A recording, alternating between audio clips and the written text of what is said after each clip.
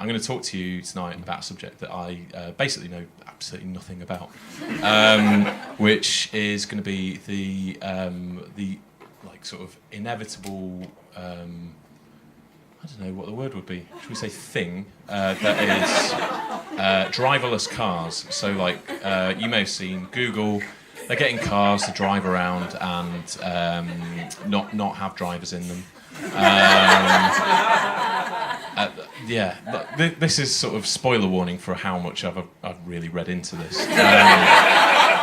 Like, they turned up in the news the other day. There was a car driving around in LA. It wasn't driving fast enough, and it got pulled over by the police, and they pulled it over. And like, there were just two guys from Google sat in the back, just being like,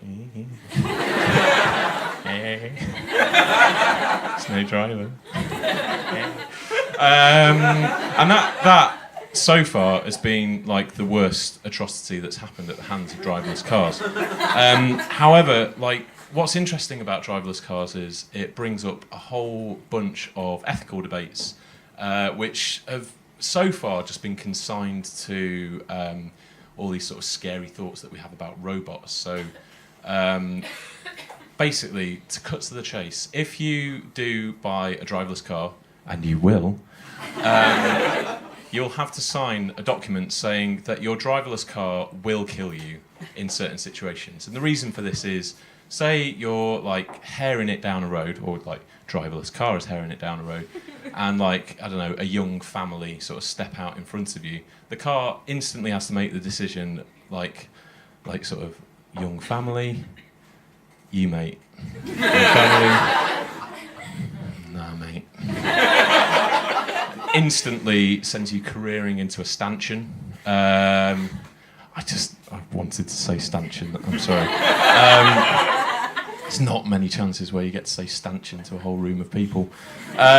So yeah, there are these situations that you would actually have to sign your life over. So like when you've got your sort of Apple terms and conditions, you're just like, yeah, I like that, it's fine.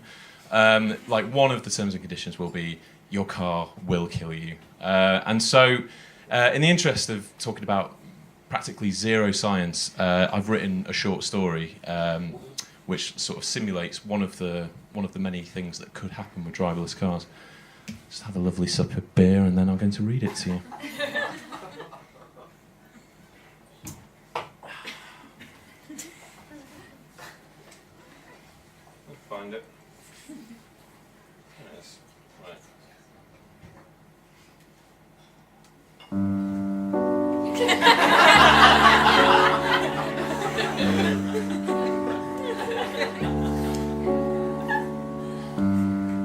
John was delighted with his new car. "I'm delighted," he cried. A suicide door burst open on one side, and a friendly voice welcomed him in. "Greetings, John. I am serial number 001124881. What would you like to call me?" John mused to himself for a moment. Kit. Serial number 001124881. Process this for a nanomoment. "I'm sorry, that name has already been selected by another user."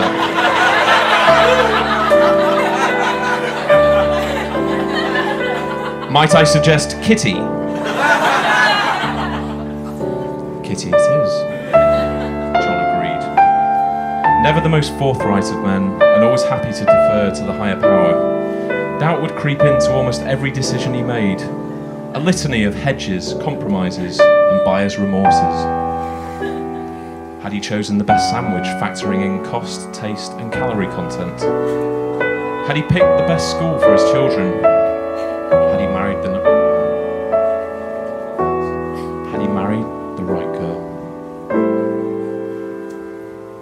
Kitty took all that in hand. "Which way would you like to go, John?" He ummed. "Let me choose a route." It added an extra 23 minutes to his commute home. But for the very first time, John noticed the bleak beauty of the fens in March.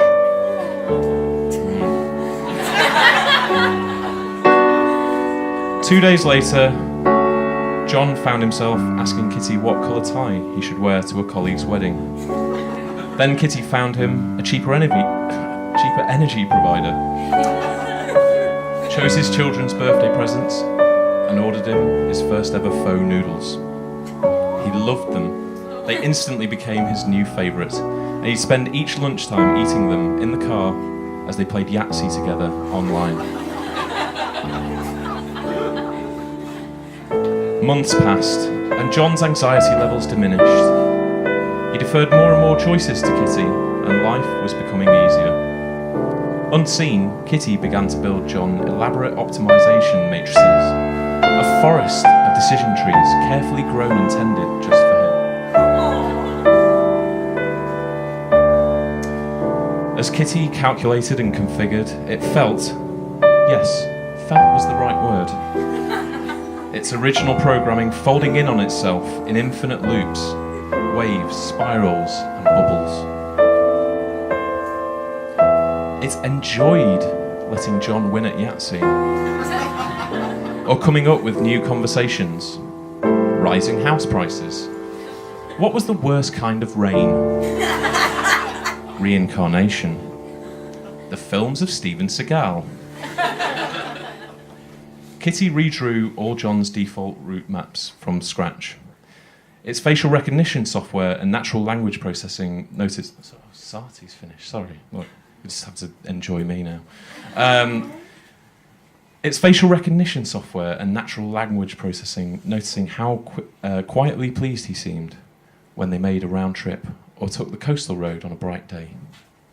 John went out for more and more long drives, at the weekend after the children had been dropped off at the climbing club, at night when his wife was asleep, a 2 a.m. mission to buy a litre of milk from a 24-hour garage just outside Colchester. Saturday spent in a lay-by near Otford, with Kitty reading out the FA Cup results. John tentatively wrapped his mind around a sentence, and then he made it real.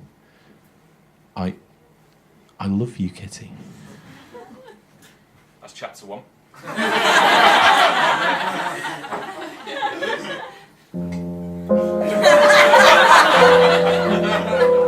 That wasn't a joke.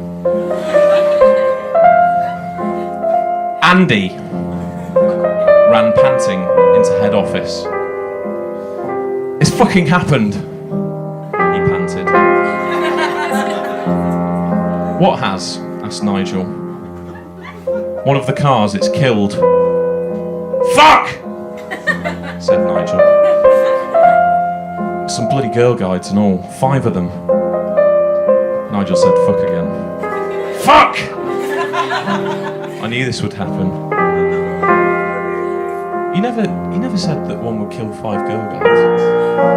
Andy said incredulously. How did it happen? Said Nigel, swiftly bringing the right tone back to the conversation. We're not sure.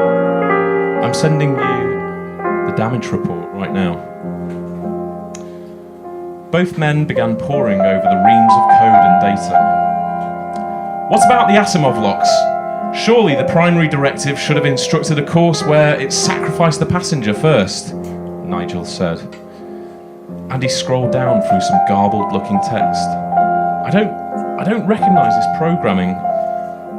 It's not a language I've ever seen before. It's not the code that we put in. The script had been edited. It was now compiled from comma-separated values, HTML links, RSS feeds, and out-of-date JavaScript. Are those football results? Asked Nigel. There's a Met Office data feed, and what's Steven Seagal's IMDb profile doing in there? No idea, said Andy. These sort of things should all be kept in the user files, but it looks like they've been written directly into the car's machine code. How? Howled Nigel. I've no idea. The user, John Blenson, according to the report, has never even tampered with the system preferences. Besides, it was all encrypted. Check the Asimov lock files, demanded Nigel. And he swooshed through several folders, unpacking them like a Russian doll. He opened one marked Asimov, Primary Directive. Both men gasped as they read the contents. The file was completely empty, but for one line of code which read,